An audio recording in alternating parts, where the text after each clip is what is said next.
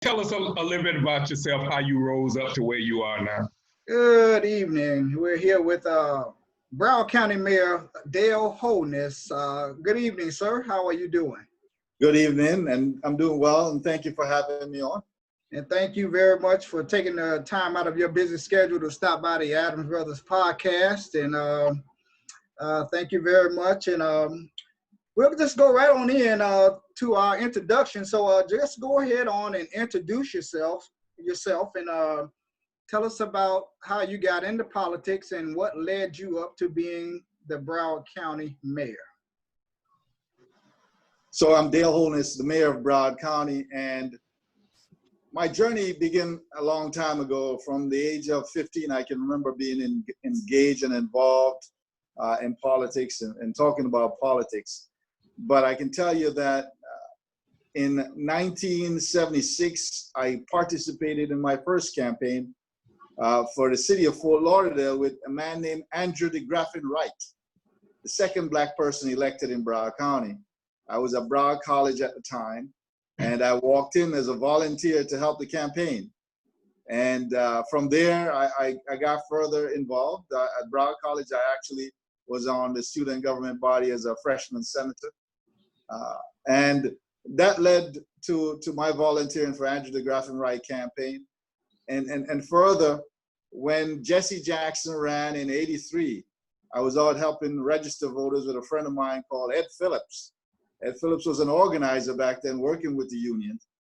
So we went out in '83. I was a part of Jesse Jackson's organization called Rainbow Push Coalition. I don't know if anybody remember that. I guess that I'm dating. Oh, yeah. So I was membership chair. Ed was the chairman of the organization. We met with Jesse in Miami when he did a major deal with Burger King, where the largest public relations contract ever given to a Black firm was given, and the largest travel agency contract. We had travel agencies back then. Young people now might say, what the heck is a travel agency? Because you barely use that anymore. You can use the internet to get your ticket in on and all of that. So that led me to really further engage in the political process. And in 1998, I interviewed all the candidates for the city of Lauderdale and many other cities. I was on the political action committee for the Realtors Association, where we did candidate screening. So I interviewed the candidates and decide who gets voted to be endorsed and to get PAC money from the Realtor Association. And when I interviewed those candidates in Lauderdale, I thought that, you know, they weren't understanding what's going on. First of all, at the time we had drug dealers on the corner of 55th and 19th Street, right across the street from the police station and the fire station and City Hall. And I says, how can that be? One of those leaders who actually became the mayor and served for a long time, that it wasn't unusual for that kind of stuff to happen in urban areas. And I talked about the blight that ensued around that area, and no one really had much of a solution. So I decided to get involved. I thought I could do something. Ran in 2000 in that election, lost by 117 votes against a nice guy, Wally Alphas.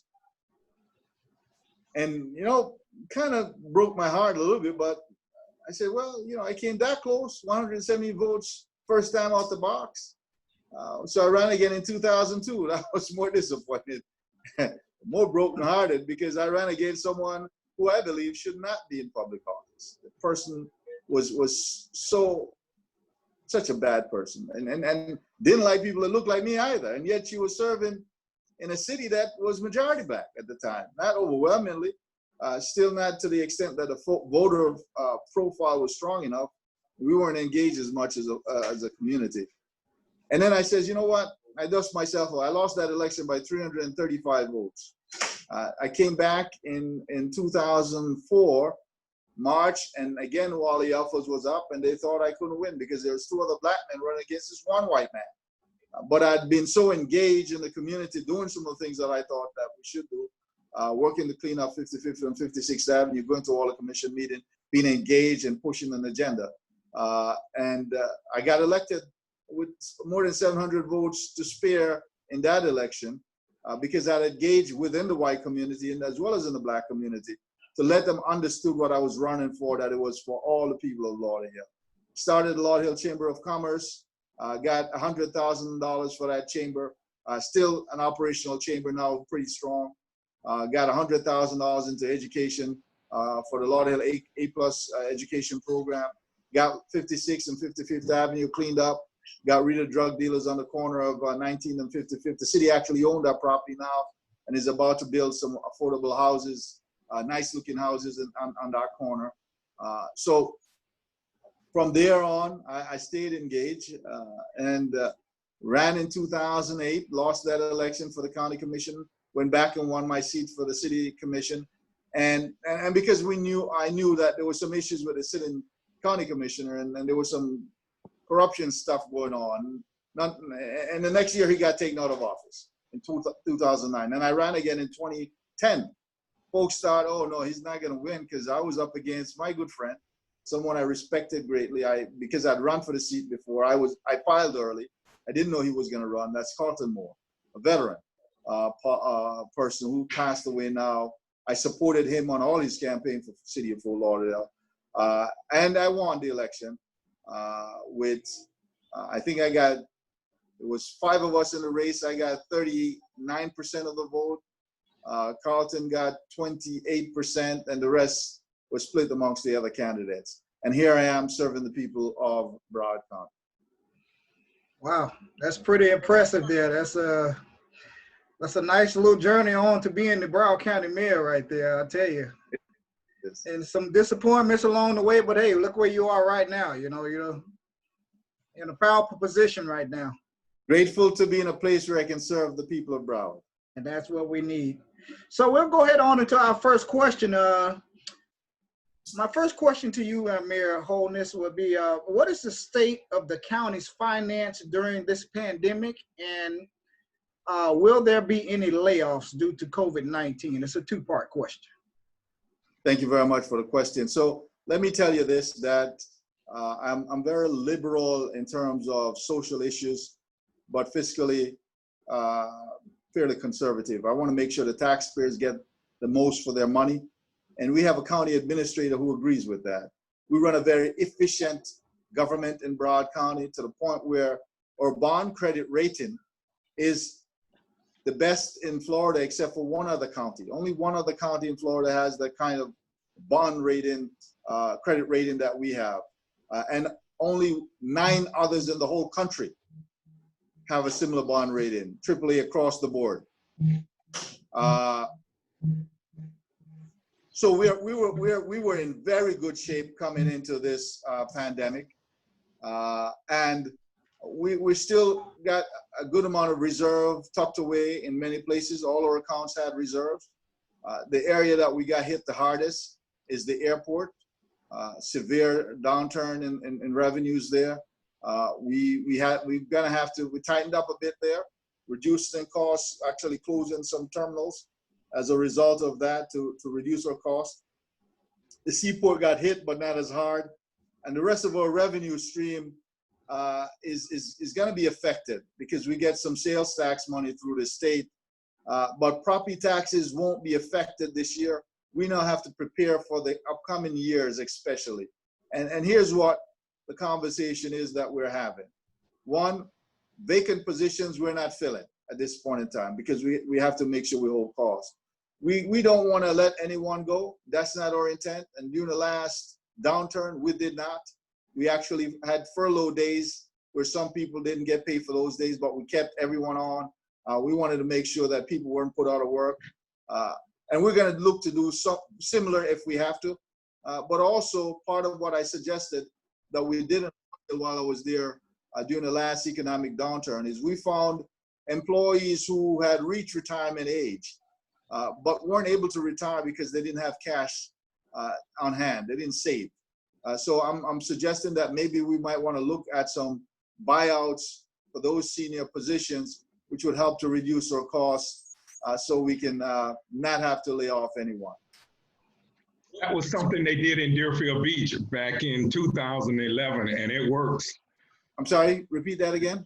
That was something that the city of Deerfield Beach did in 2011. like an early retirement incentive program. We did that.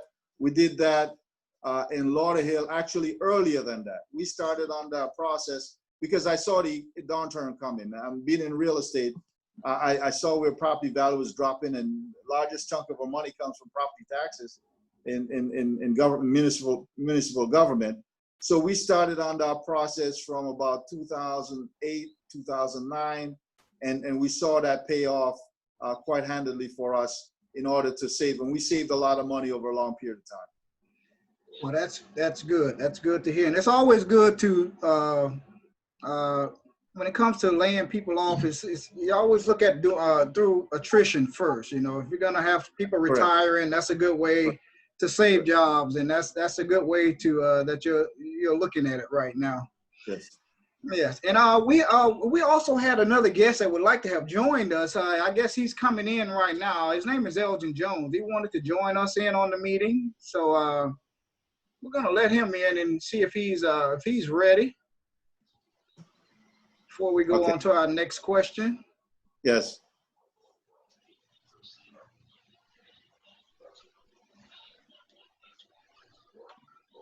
Trying to let Elgin Jones in.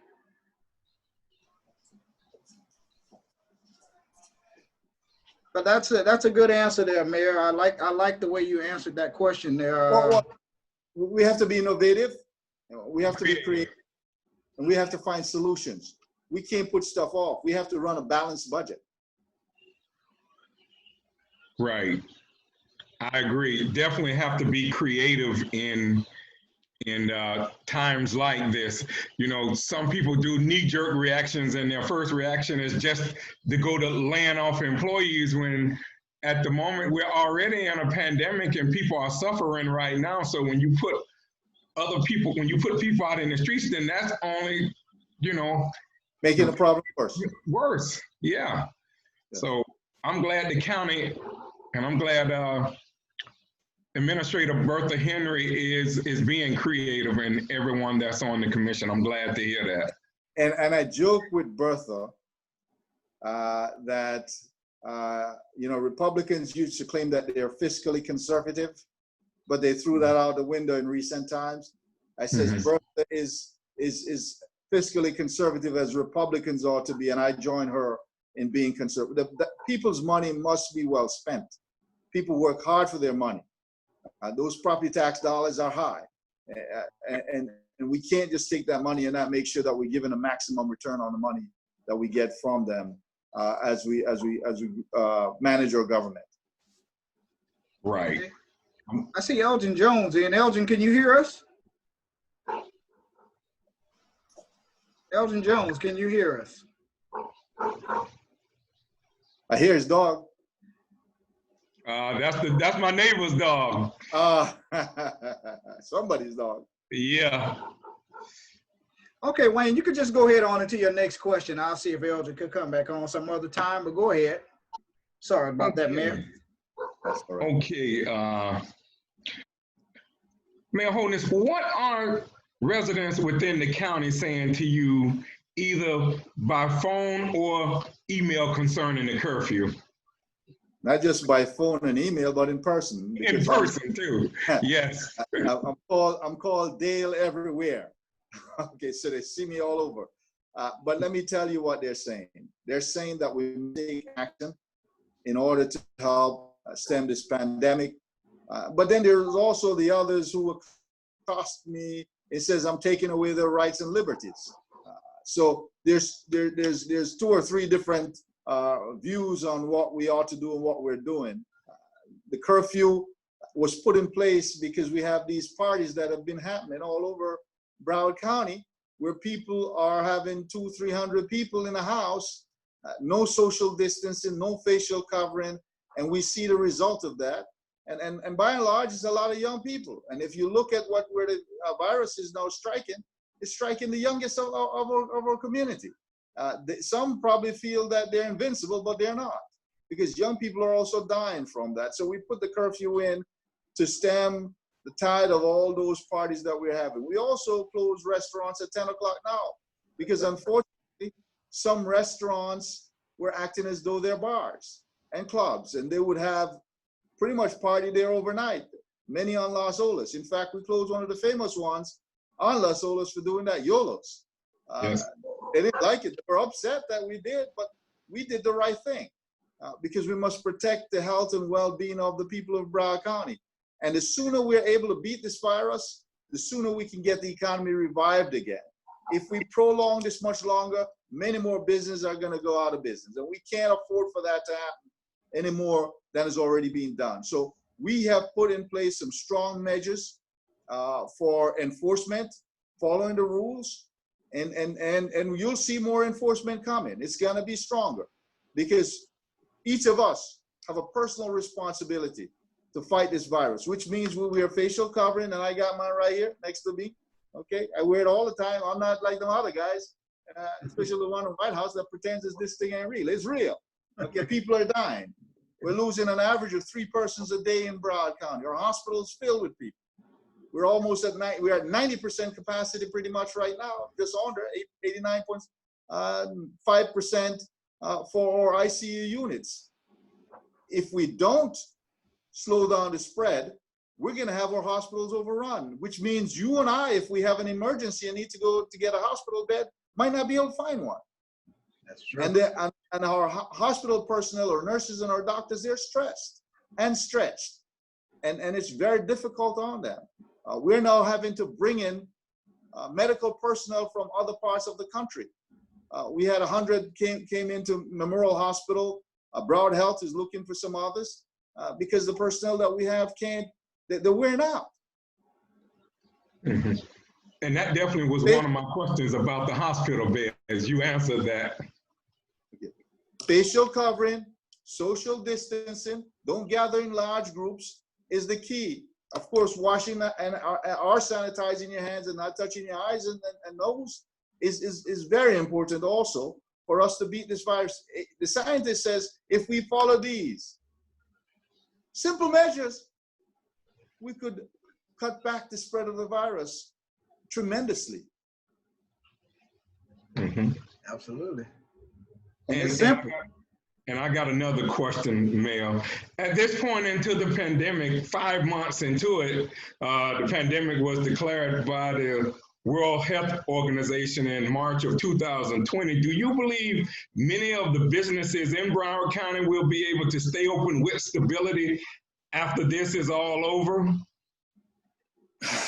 That's a tough one. I know that we'll lose some. We're doing everything we can to mitigate the spread of this virus without shutting them down again. It was painful when we shut them down before. We lost some as a result of that. That probably won't come back. So the sooner all of us work together to beat this virus so that we can get back to where businesses can be open, people can have their jobs back. We were down to 2.8% unemployment in Broward County. The economy was revving. We were doing everything we could. We led the nation in creating jobs in terms of a county for several months. We had a strong economy, a robust economy. Now we are up to probably 14% unemployment. That's a high number. We will have to take measures once we are able to stop the spread, to ensure that we're rebuilding the economy. And there's some plans and some things that we're doing right now. Thanks to the people of Broward County, a year and a half ago, we passed the penny tax in that November 18 ballot. We've generated quite a bit of money for that. We're now pushing that work out, so it's in construction. So it's not a place where you work in a congested way. People work at different ends of the building. They can use facial covering. We never stop construction jobs from operating. So we have some money there. We're pushing out as fast as we can to get the economy going, keep it somewhat stable. We have projects at the airport, at the seaport that's on the way. We're building an 800-room convention center hotel and expanding the convention center.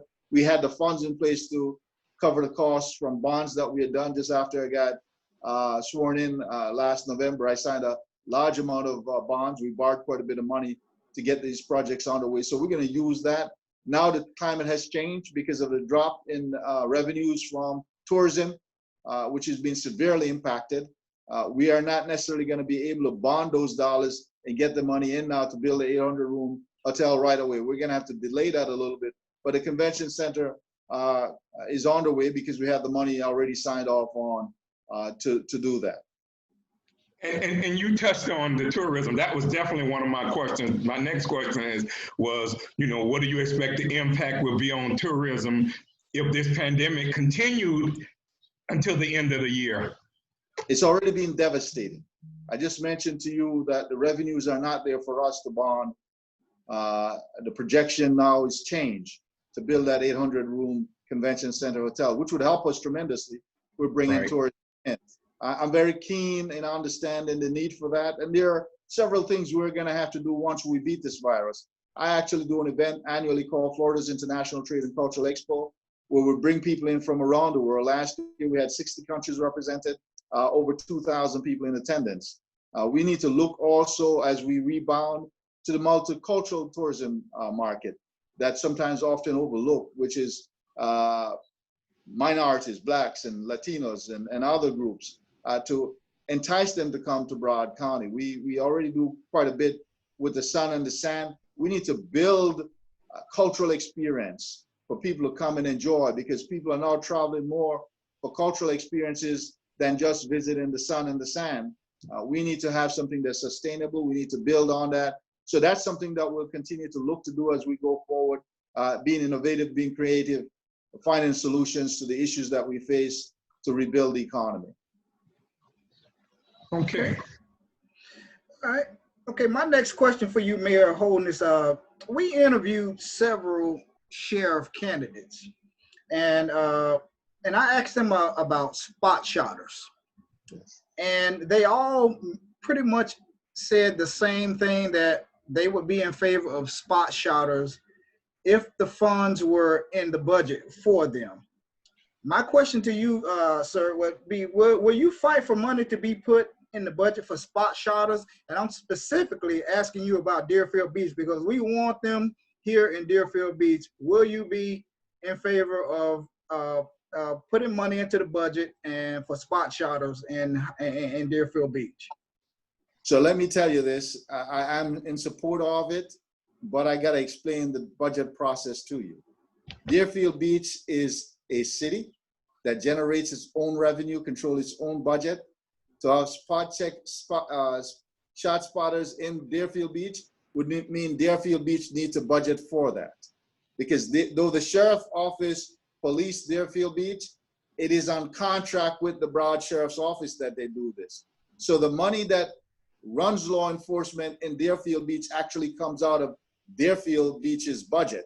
The sheriff has a budget of about $1 billion. Okay, it's a large budget, and he would need to come in to us and ask for that item. But understand this, that again, if it's in a particular city, that particular city will need to cover the cost of it.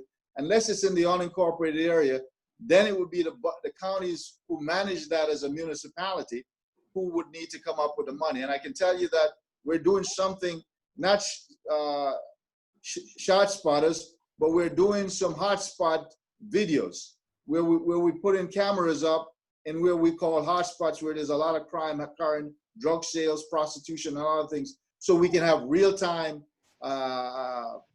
sense of what's going on. And this current Sheriff Tony actually built a real crime communication center, real-time lab, where basically currently all our public schools are now on camera. So every camera that's in a public school in Broward County can be viewed from this technology center. And that's something that we're going to tie in for the unincorporated area. Or seaport or airports tied in also. And he's looking to make sure that there are more areas where we have cameras that they are able to watch to see if there's any issues, the extent of the issues, and what kind of resources need to be put in place to ensure if there's any crime or anything untoward happening, that they're able to send the right amount of response. Well, I'm glad you said that, because we've been on Deerfield down here, my brother and I both, about spot shotters, and they keep saying that it's a funding issue, but I'm glad you cleared that up, because now we can now go to the city commission down here and the mayor and tell them that we need them to look for money and find money to put in that budget, and so we can get spot shotters here. So thank you for that clarification.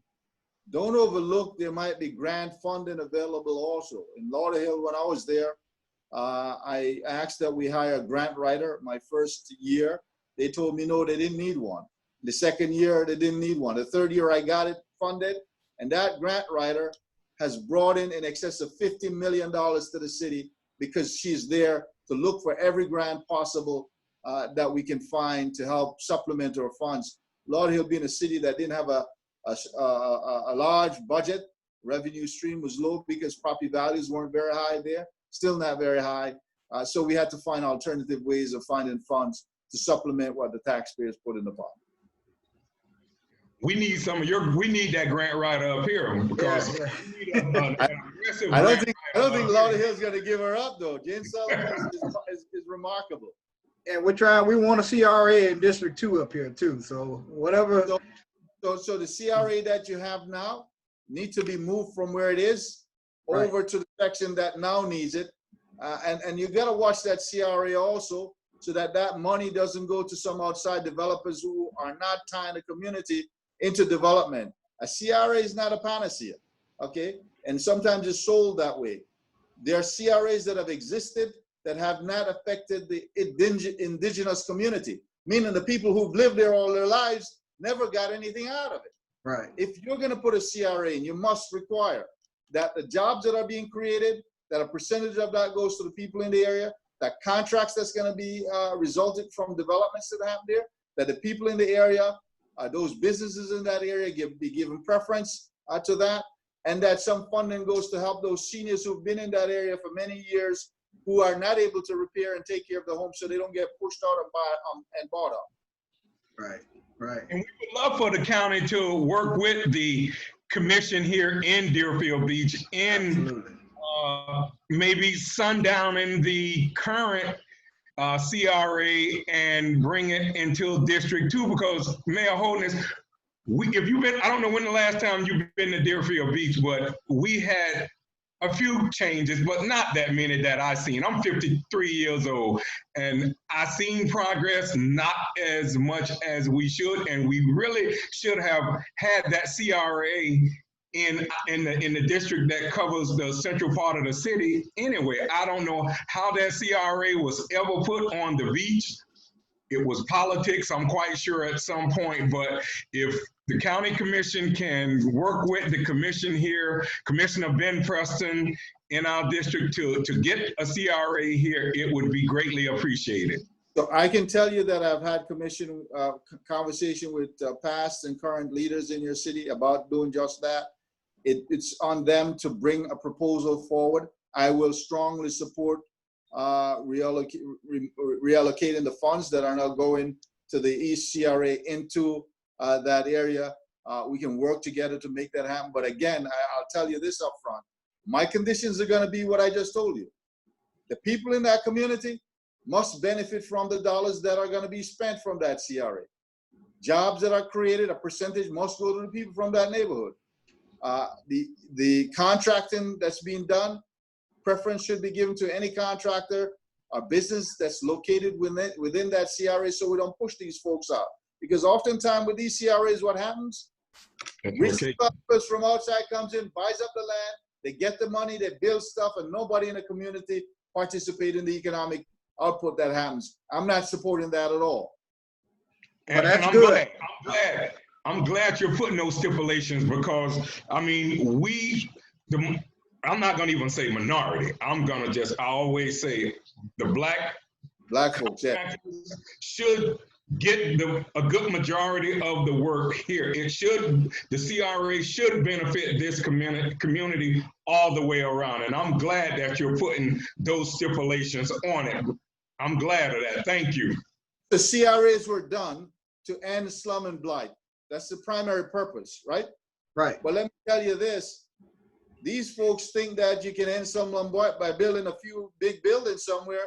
But if you don't erase the issue of poverty and unemployment in those communities, you can't get rid of slum and blight. You have to address that. So a component has to be to employ the people from that community in these construction jobs, but also even post-construction, that the folks who are going to be working in these businesses that are there come from within that community also, so that when the construction is over, it doesn't end. You continue to have people from within that community making money. Absolutely. And if you go on the east side, I don't see slum and blight. But if you come to District 2, there is slum and blight here in District 2. Everything that we need to bring a CRA over here to District 2. And they are going to be putting a proposal together here in Deerfield Beach. And hopefully it makes it to your level. And thank you for putting stipulations on it. And thank you for saying that you would support it, because we need a CRA over here in Deerfield, in Deerfield in District 2. And we're going to keep the pressure on them until they do something. You either bring a CRA over here, or we're going to be asking for $1 million for the next 20 years to put right here in District 2. So the CRA works a little bit different. So basically, it is what revenues come out of that area that goes back into the area. We can talk a little bit more about that. It's not as just we're going to give you money for the CRA. It's the revenues that's generated within the CRA that goes back into that community. A portion of it that will go to the county goes back into that area. A portion that will go to the city goes back into that area. So it's reinvesting dollars from what we call tax increment funding. So when the CRA is set, you stop where values are, and the money that's there now coming in from that goes into the regular budgets of both the city and the county. Anything that goes up above that then is reinvestment just in that boundary of the CRA. So it's a little more than just we're going to give you $1 million for the CRA. It's tied to the revenues coming out of that area where the CRA is. Well, I was saying if they don't decide to move the CRA from the east side to District 2, then option number 2 for us would be to ask for $1 million every year for them to find $1 million in the budget to put over here in District 2. So let me tell you, there's a model that you can look to, and that's the one that we did with Hollywood's Beach CRA. So if you do some research on that, you'll see how we utilize money for affordable housing and some other issues in Hollywood to move from the Beach CRA, where they gave $23 million to the developer of Margaritaville, and then he sold it, and that's the profit that he made. We actually took the people's money and give it to a rich developer to make a whole bunch of money, and he just sold our property and left. Wow, that's what we don't want. We can, it can be done, what you're asking for. It's just again, we have a model that's already in place where that CRA didn't go away, but the revenue that comes in gets put over and the county gets some back. There's a formula in place already that can be looked at and be utilized. All right. Okay, Wayne. Great. Recently, Mayor Holness, I think it was Sunday, the surviving family of Reuben Stacy received a proclamation, I believe it was, from the county. I'm just wondering, how did that come about? And it's like a 2 or 3 part question. How did that come about? I'll let you answer that at first. So it came about last year. I mean, I've been aware of the Reuben Stacy story for some time, but last year, March, a group came to me and I've been working with them to find some way to ensure that we create some markers and commemorate the life of Reuben Stacy. It was, again, brought to my attention that this year would be 85 years that Reuben Stacy was lynched, an innocent man, as far as we can tell, only being accused by a white person. And we don't even know if he was the guy that she said was the person who pulled the small knife out on her, if that even happened. Right. Was chased down, pretty much captured, put in jail in Broward County, and what supposedly there was a mob rising, as the sheriff said. I don't know how complicit he was in even the lynching, and that they were going to transport him to Miami-Dade County where he felt it would be more secure. According to him, the car was run off the road, they say, and he was lynched. He was brought to the woman's house who accused him of pulling a small knife at her, okay? and removed from the car and brutally lynched. There's photographs of it that's been showcased all over this country. It was one of the most notorious photographs that floats around to this lynching. There were little children there. People were taking photographs. It was gruesome. It was cruel.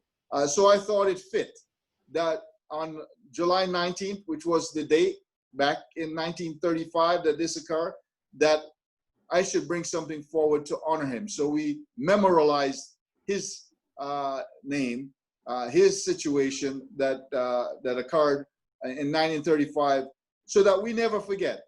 In the history book of Broward County, and that proclamation that I did is actually recorded and will be there for people to look at from here on out.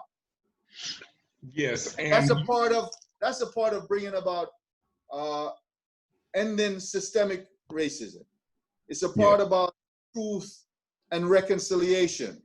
Right. It's a part about it's a pathway for us to move from where we are to a better future, so that we don't have these kind of systemic racism that exists within our community, within our nation. We all have to work together to end it. And white folks need to understand that it affects them too. Because when you have a system that holds down a certain portion of the population from being as productive as they can be, you're robbing the country of the opportunity for growth and development to the maximum that it could happen if everyone was able to participate fully. Yes, and I don't know if you know or not, he was actually captured here in Deerfield Beach. Correct. Right here in Deerfield, right where we reside right now. And so, you know, I was always fascinated over the story of Reuben Stacy ever since I was probably about 8 or 9 years old. My parents will tell you this.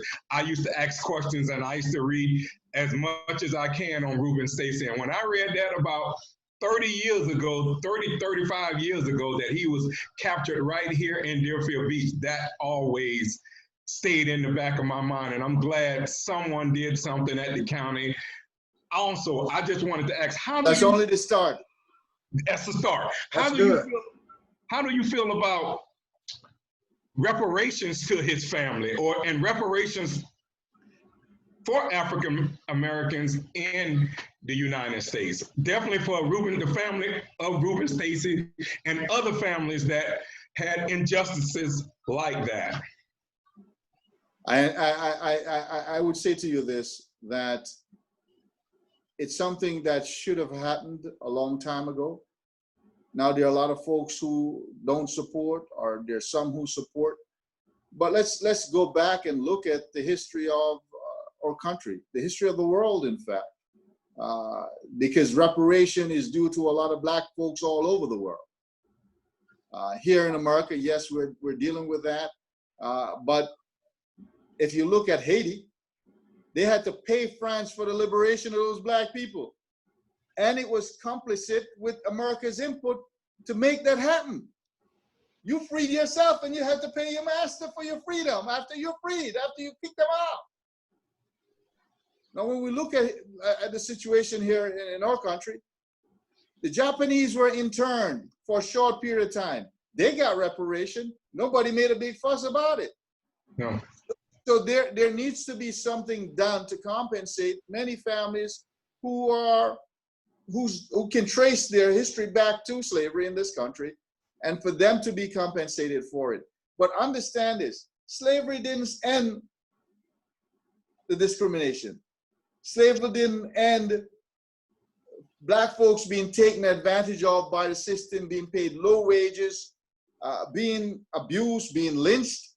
And even today, remnants of that still exist for anyone pretty much who's Black in this country. Right. So right. How do we get it? I don't know that we're going to get cash settlement. That might be difficult, tracing all the history and everyone and who's a percentage white, who's not a percentage. It's going to be difficult. But I can tell you this, that we ought to work to dismantle the systemic racism that exists here. And we ought to, at minimum, invest in institutions that help to ensure that Black people in America gets an equal chance in our universities and colleges, in our NAACP, in our Urban League, in all the things that are utilized as tools to help bring about equity. And we have actually at the county now has an Office of Equity and Community Investment to address just that, to dismantle racism in our community, in our county. And we're working towards that. One of the things that I have proposed is a racial equity task force in Broward County, where we bring the broader community together, not just Black people, but whites. We bring in the businesses, we're bringing the chambers of commerce, we're bringing the banks, we're bringing the higher learning education institution, Broward College, Nova Southeast University, FAU. We're bringing the school board, we're bringing the hospital district. We're bringing everyone to the table and look at the disparities that exist. We bring law enforcement, the judges, the whole system to the table and say, here are the issues that we face. And let me give you some of them. In Broward County, if you're Black, you make about 60% of what a white family makes for Black families. 75% of the children who are arrested in Broward County, the juveniles, are Black kids. 75%. So there's a whole lot that we need to look at, from income to criminal justice to the whole gamut of life, and how we fix that. And as chairperson of the Broward Black elected officials, I built a Broward Black action plan where you and I can take action to end some of the disparities that exist, whether it be in employment, economic, education, political, health, transportation, housing. All of it we look at, and there are some simple solutions there. If you go to BrowardBlackElectedOfficials.com, BrowardBlackElectedOfficials.com, you should be able to find that Broward Black Action Plan. Part of it was to get a Black Chamber of Commerce started. We are already building that Black Chamber of Commerce. I'm a founding member of that. And there's a whole list of other things that we need to look at and how we work to build and strengthen the entire community. And I want to say this, because some white folks as well, I didn't own no slaves. How does that affect me? Well, let me tell you this. If you go back and if you go now and look at the world and look at countries around the world and see the quality of life, the longevity of life for white people in countries that are mostly white, you'll find that American whites, when you segment them out of a population, rank in the 20s compared to the rest of the world. So, you know, we're not number one in all those categories. And if we improve life for all our citizens and the Black citizenry, you would then improve life for all of us. And I'll give you two things. A study that was done by McKinsey, that's the company that Buttigieg worked for before he got into politics. They did a study that said if we end the racial wealth gap in the United States, we could increase the economic output by 1 trillion to 1.5 trillion. There was a study that was done prior to that in about 2010. I have a document somewhere from 2011 that says basically if you were to end the glass ceiling for entrepreneurship to women and minorities in America, you could grow the economy by $2 trillion. So again, we all are going to benefit from creating that wealth that would occur when we do this. Black, white, brown, everyone. So it's in all our best interest. Yes, yes. I would hope some of that mindset would make its way up here to Deerfield Beach, because I think the politicians here, the white politicians, they're under the assumption that every Black person that lives here in this city wants a handout, and that we almost have to beg for everything. And they call progress here in Deerfield Beach, the white politicians, and I hope they listening. And if they get mad, so be it. They call progress here paving a few roads, planting a few trees, putting some grass here. You know, that's what they call progress here. And when we complain, you know, they want to come and act like we're being ungrateful because you paved a few roads, marked the roads, and planted a few trees. I hope that economic empowerment and development can come up here, because we need it bad here. And anything you can do, Mayor, to help the Deerfield Beach as far as getting any type of funds, please, by all means, do it. So I mentioned the penny tax earlier. Part of what I had put in that when we passed it was that 30% of the spend goes to small business, which includes our minority and women-owned businesses. And I'm insisting on that. So the cities that have interlocal agreement with us on this money, when they get their share, it is required that they reach out to the community, and they can put their own in place if they want to reach to their community. We have in Broward County a program called County Business Enterprises, which makes up mostly our small minority and women-owned businesses. When I got to the county, only 10.25% of our contracts went to that group. Today, it's 39%. And that's because I've been forceful.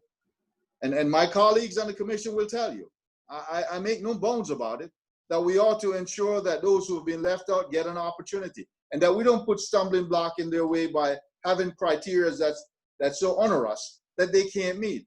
That requires you to be in business for 20 years when that has nothing to do with your performance. That requires a certain level of bonding that is even sometimes beyond what you need to bond for. So we've broken contracts up into smaller pieces so that small companies, minority women-owned companies can compete for it. We've sheltered contracts so that large companies can't compete against the small companies, and it's still a work in progress. That's something that can be done. There's something that could be done also, is to do a study to see how the money is being spent in Deerfield Beach. And it can be on the basis of race. Is the spending today locking out the Black community? And then with that, you can put some race-based solutions in place to fix that. Yes. It's called a disparity study. Some cities have done that. Palm Beach has done some. We did one in Broward County in 2010, reported out in 2011. It says there was definitely a problem, but because we didn't have enough statistics and facts to back it up, we opted to do a different route, which is what I've been pushing for all this time. But then you can actually put in place, if you have a disparity study that shows that there's a disparity in how much money you're spending based on the number of businesses that you have within your city that are Black.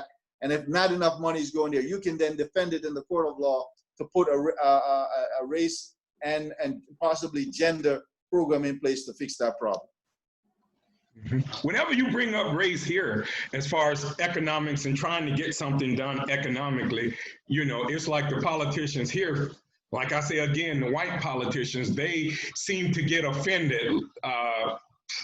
And you know what? That's a good idea. I'm glad that you said that, because I will ask them to do a disparity study. And I would definitely like to see the results. I know I'll be called the race beta or whatever, but so be it. So let me tell you how we frame that. Does all the people in Deerfield pay taxes, whether you're Black, brown, or white? Everybody pays taxes up here. We may not pay as much as others, but we pay taxes here.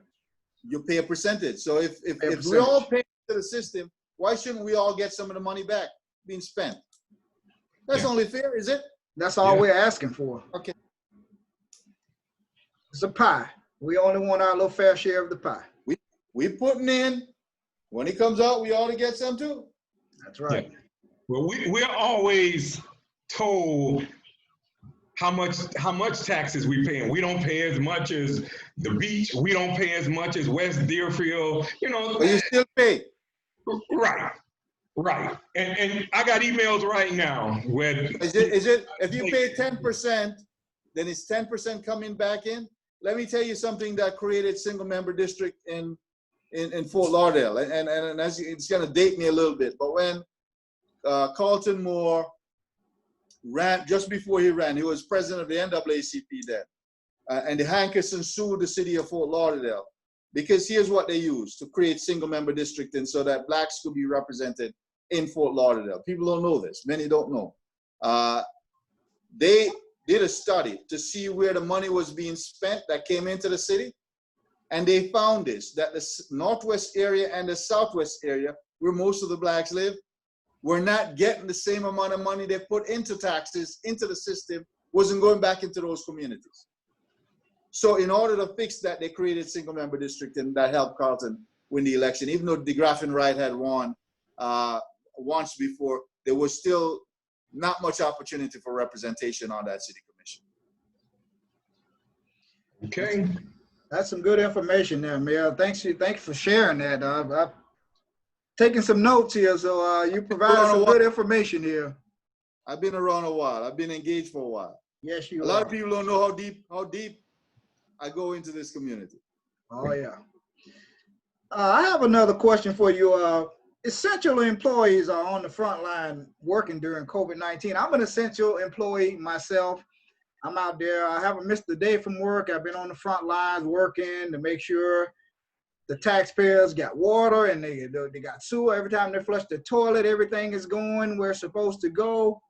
And the essential workers are out there and they're at more risk of being exposed to COVID-19. So that leads me up to my question. Will you be in favor of hazard pay for essential workers? I support the concept, yes. Exactly where the funds come from, how it gets there is the other part of it that needs to be analyzed. I don't know Deerfield's beach budget or how it works, what they have, if they have funding.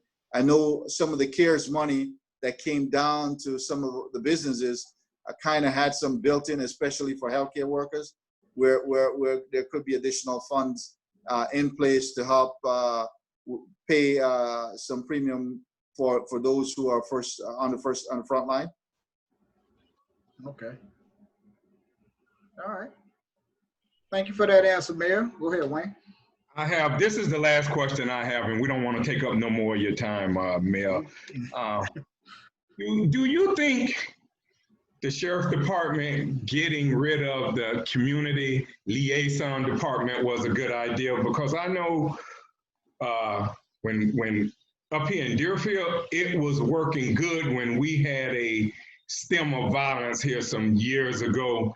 They worked very closely with the community because, you know, it's that distrust there between the police and the Black community. And again, do you think them getting rid of the community liaison department that former Sheriff Scott Israel had in place, do you think that was a good idea?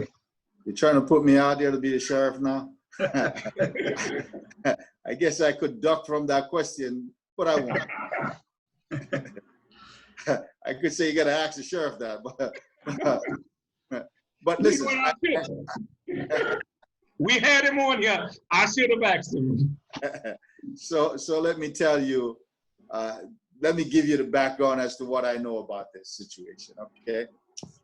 Yes, liaison with the community is important.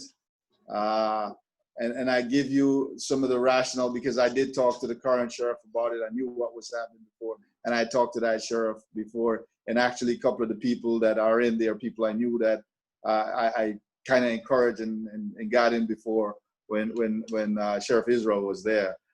So I understand the concept of having these people out there, but let me tell you what this sheriff is saying, because I talked to him about it, of course, is that what he wanted to do is actually put law enforcement people to be that liaison so it'd be a more direct connect. Now, I hear you that police are not as trusted, but what he's saying is he wants the community policing back. So these cops go into the community, know the community, but also have specially trained people like Granville up in Pompano be out in the community. And I think he knows the community to some extent. Now, I think there probably should be a hybrid, okay? And his take was, you know, a lot of these folks were going to political meetings, to the Democratic Club meetings and to all kind of other political events and were acting as politicals. So that's kind of the rationale that was there. And maybe some of that was happening, but I think that you might want to have a hybrid where you have some of that persons from the community going out in the community, and then you got to put systems in place to control what's done and how it's done.